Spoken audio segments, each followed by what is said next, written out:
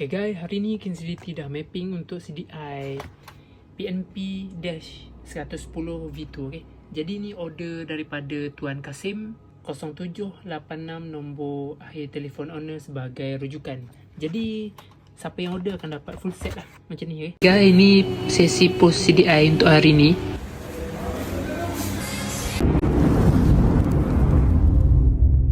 Dapat stiker, dapat CD untuk install, dapat stiker sementara stok masih ada, dapat CDI full set, okay, PNP kod jenis motor kawan-kawan, dapat butang mod untuk tukar-tukar mod. Yang ni nak tukar-tukar mod waktu berjalan pun tiada masalah, tekan je, okay. Dan seterusnya dapat wire USB, okay, untuk mapping. Jadi untuk CDI siap mapping ni, kawan-kawan tak perlu mapping semula. Siapa yang order Kinsility mapping siap, lepas tu sampai pada kawan-kawan boleh terus guna. Jadi jom kita tengok mapping owner. Kita cocok dulu.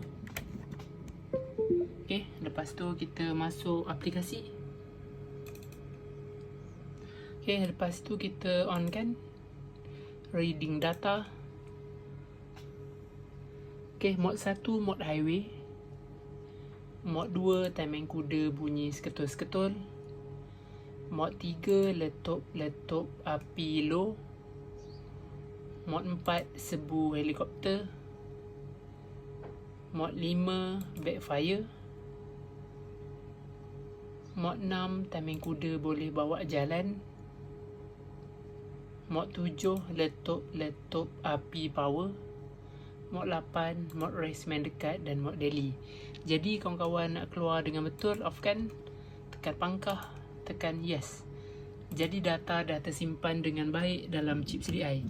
Jika kawan-kawan berminat untuk order CDI siap mapping, kawan-kawan boleh beritahu Kinsility jenis model motor kawan-kawan. Kalau pakai EFI, bagi tahu EFI. Kalau pakai Kris, bagi tahu Kris. Okay?